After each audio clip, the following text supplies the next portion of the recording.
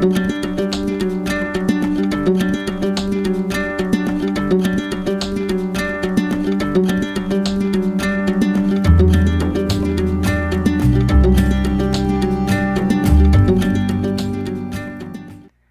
the next game that we played at MelCon last weekend was the game The Pillars of the Earth. This is one that I would consider like a classic. This is an older game. It's one that I would hear from all the time when people were doing their top list. This one would come up regularly, or if it was talked about, everybody would kind of talk about how good of a game it was. So last year at the FallCon auction, Pillars of the Earth was part of the auction, so I was like, okay, I'm going to bid on this one, and ended up getting it. And it wasn't until a week before MelCon that I got to kind of do a playthrough of the first game, and my first game with actual players was at MelCon. So, I mean, it has a bit of an older look to it, definitely.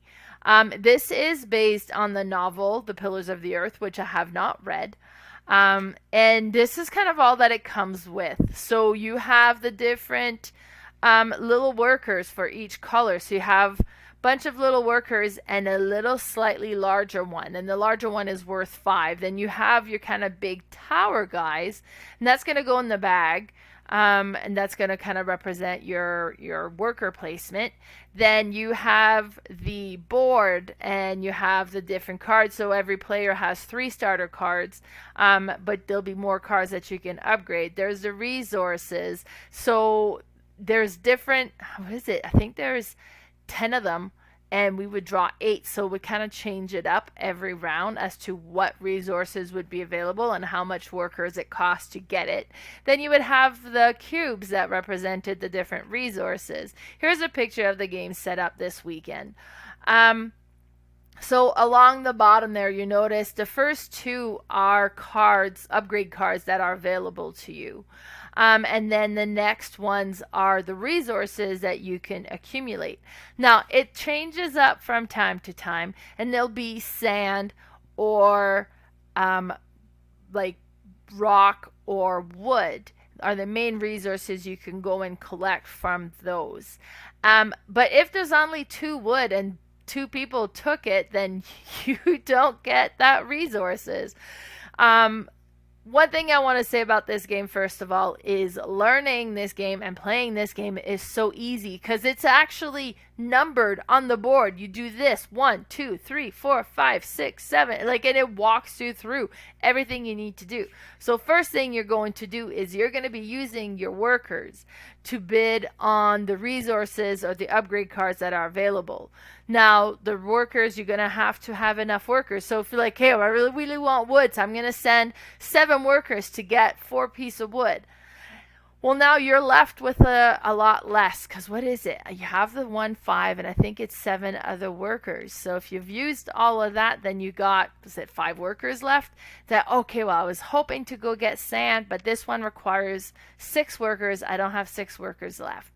I can send 3 to go collect one of these or whatever it is, and then be like, okay, well, I don't have enough workers to activate what's left here, so I'm gonna send them at this location, and every worker that are left at that particular location is going to bring home a gold. And you have the bottom section of the map that keeps track of the gold. And I have a better picture of it here, so you have that bottom portion that keeps track of the gold. Then the side and the top of the board keeps track of your points. So once you've gone through that, then you're going to go through the worker placement phase. And you have this little rondelle in the middle there where it goes like from 7 to 0. And what's going to happen is you're going to draw in the bag and you're going to pull out one of the players' tower, and then the first one is going to be $7. So if you want to place that worker onto the board, it's going to cost you 7 coins in order to do that. If for any reason you do not want to pay it or you do not have the money, then it's going to stay on top of there, and you would have to place it later. Next person, then you would draw another one, and that particular color is who could go next, and now it's cost $6. So every time it costs less and less. Now, first one to go through gets first dibs. That's great, but it's a little bit more expensive. And money can get a little tight in this game, so you want to be careful.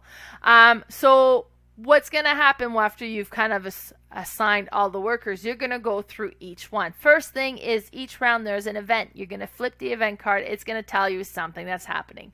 Sometimes it's good. Most times it's bad. It could be like, oh, you got to pay double tax, or you get one resource less for every resource you're going to be collecting, which really sucks when you get that one.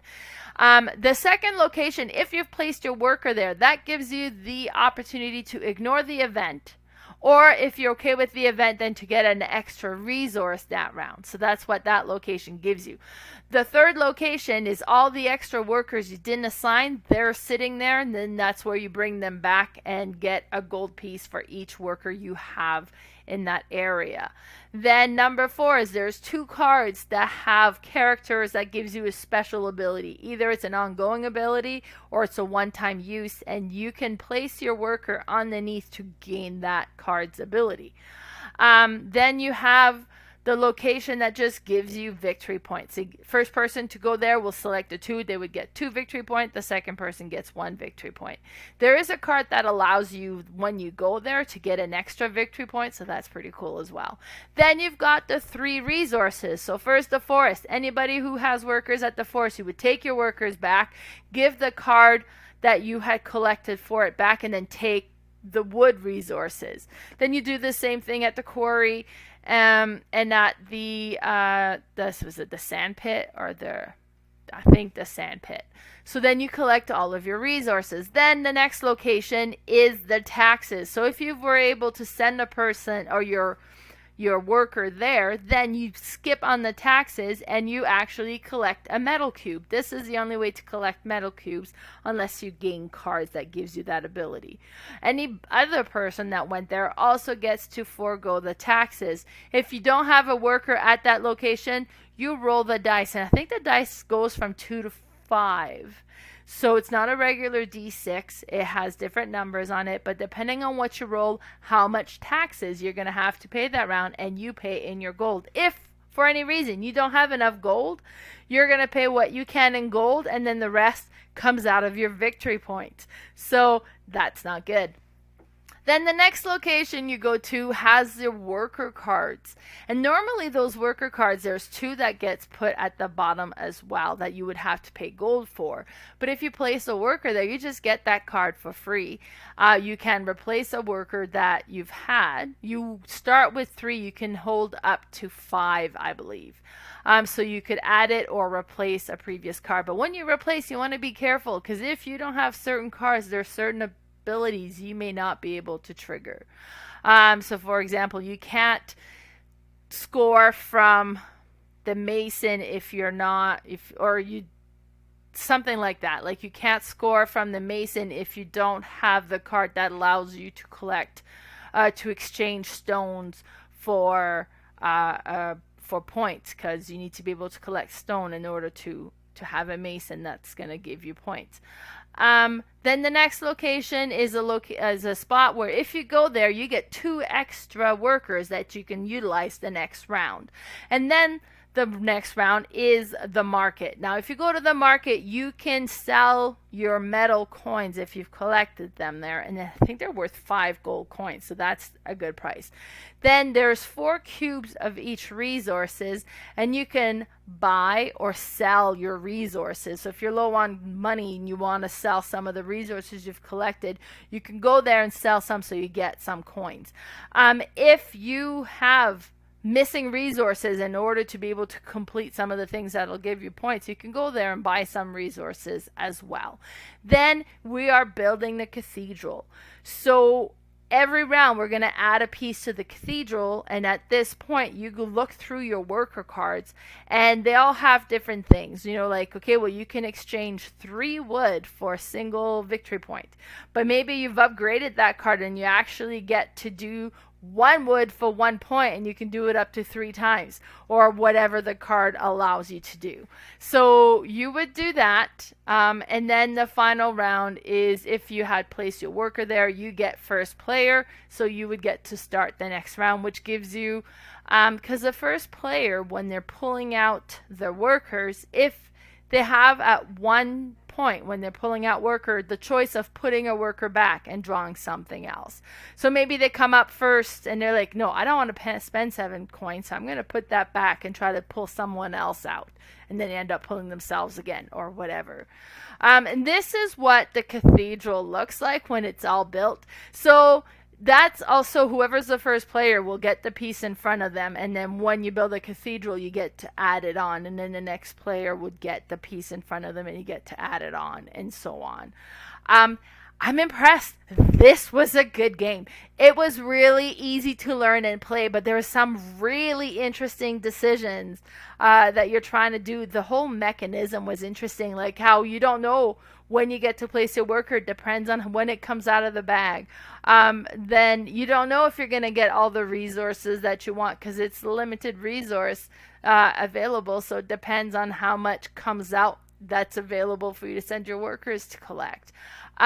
Very impressed. Really enjoyed it. Like, I enjoyed the solo play I did just to learn the rules, and I really enjoyed when we played, and we played max player counts. I think that was 4, but it was so good. So, the Pillars of the Earth. If you haven't had a chance to play this game yet, but you come across it, do give it a try. I am pretty sure this one's out of print, just because it is an older game. So if you see it secondhand or at an auction, I highly recommend that you pick up this game. It's really good. Bye, everybody.